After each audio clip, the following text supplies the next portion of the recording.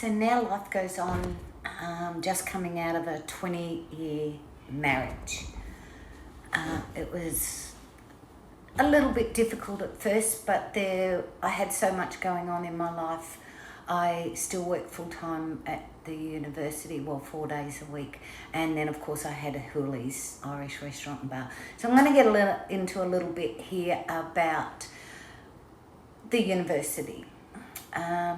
When I first started there, and prior to starting there, I had a really good relationship and friendship with the person who now was my supervisor.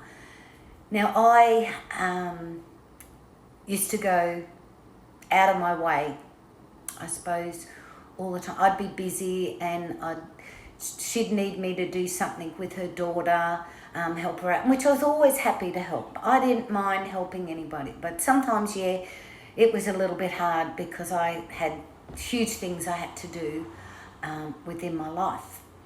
But I was always there for her and her daughter. I had a ute, so my daughter needs to move this, or my daughter needs to move that, or whatever it was. Now, her and I were inseparable, this woman and I. We had a great relationship, so I was always happy to help out. Her daughter had 2 young children, 2 young girls, and she was single, and she had a meltdown one day. Now, the mother was away. She'd gone away for 3 days, and I get a phone call from her mother saying she's in the ED, suicidal. They won't release her out of the ED unless they release her to somebody. Can you go and get her? But she needs to stay with you. So I got dressed, I went up to the ED, I signed all the paperwork to say that yes, she can be released in my care, and yes, I will take hold of her. Now, I had this girl with me every minute of the day for 3 days. I slept with her. If she went to the toilet, I went in with her.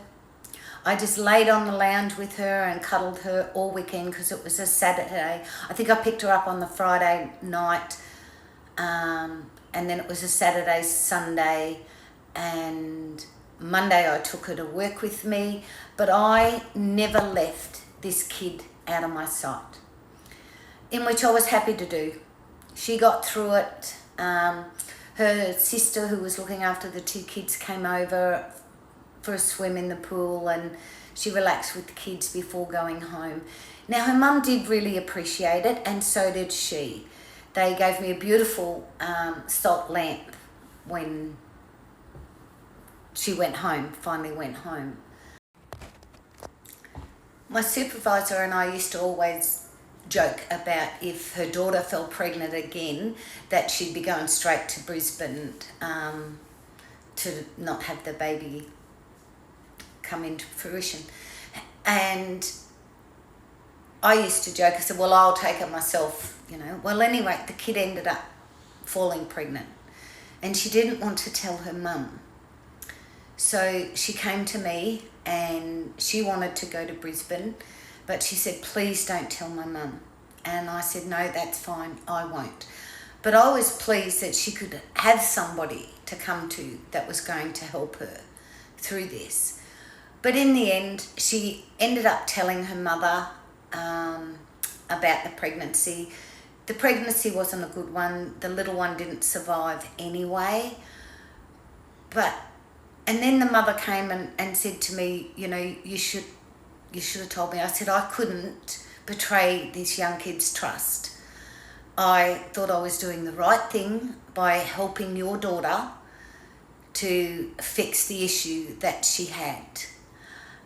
And she did say thank you, but I don't think she ever really forgave me. Now, this supervisor of mine also, she got into a bit of financial trouble. Her partner had lost his job where he worked. I don't know whether I've already been through this, but anyway,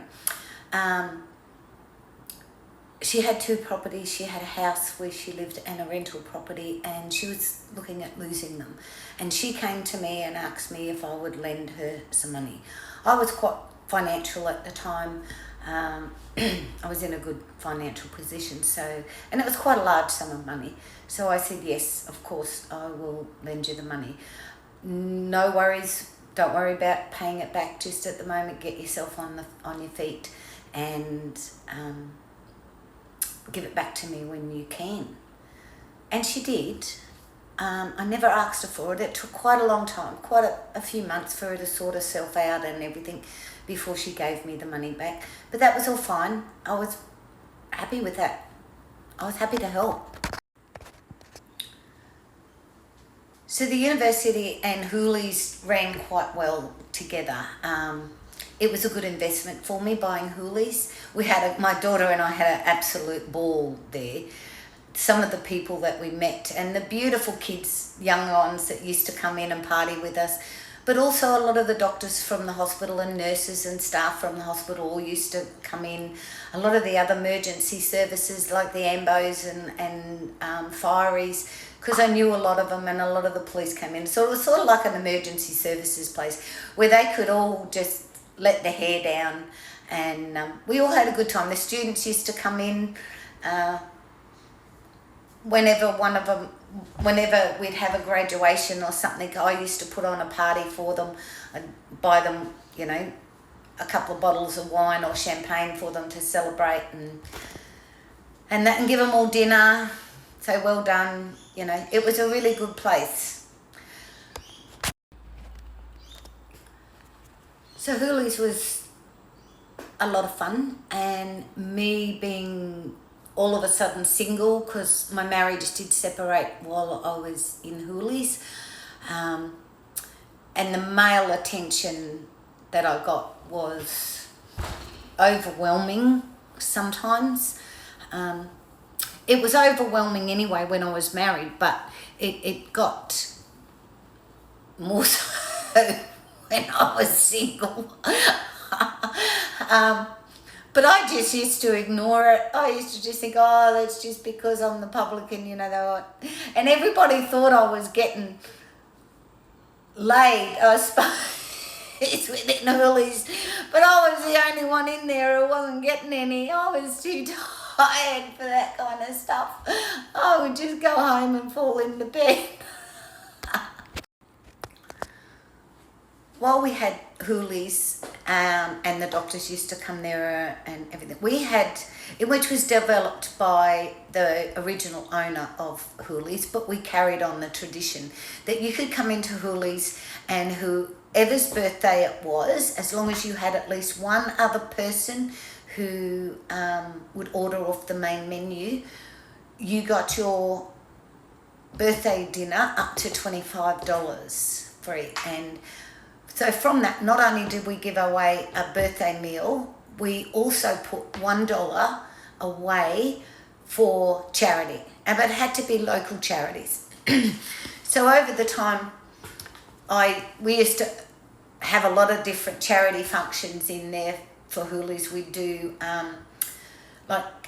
an oncology, like Cancer Care One and breast cancer and morning teas and all those kind of things to raise money. We did a lot of auctions, charity auctions for people. But one of the consultants from the hospital, who was a paediatric consultant, he came to me one day and he said, oh, Loretta, I would like to get the neonatal unit painted at the hospital, he said, and Queensland Health won't put the money in.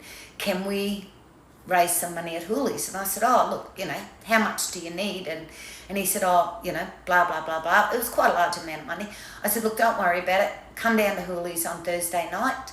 I'll have a check there for you, and I will pay for the painting of the neonatal unit, in which we used to do a lot of those kind of things just for local charities to help local people out, and they were really appreciated. But as time went on through working within the health service at the university, I had a really good reputation with the doctors and all the staff at the hospital. To me, everybody was equal, and I used to toddle over there from across the road once our new building was built And I'd go back over to the hospital nearly every morning to check on the students, to make sure they were turned up, I'd talk to the doctors and see if there was anything I could do for them and everything. So the doctors really appreciated it. So did the staff at the hospital. They always knew when the students were going to be there, and you know, if they needed something to either help them with the students or other things, I used to help the doctors out a lot, and the other staff at the hospital with different things that I could help with. So I had a really good relationship with them. And this went on for, well, all my working life until I retired. And as I'd gone through quite a few years there, my supervisor, I don't know whether she got jealous of me or the relationship I had with the hospital or whatever, and the staff, and she wouldn't let me go to the hospital in the mornings. No, I don't want you to go over there. You don't need to go over there every day and check on things. But if she ever needed something and couldn't get one of the doctors or anybody to do it for whatever reason, she would say to me, Loretta, you go over to the hospital and work your magic. So that then she made her look good. So I'm going to sort of leave the university life there just for a little bit. I'm going to go along and talk about life at Hooley's now, and after that I'm going to talk about a few other things that came into my life, people, within those 10 years or whatever it was. And so I'm going to get to that after I talk about Hooley's for a bit, but I'll be back.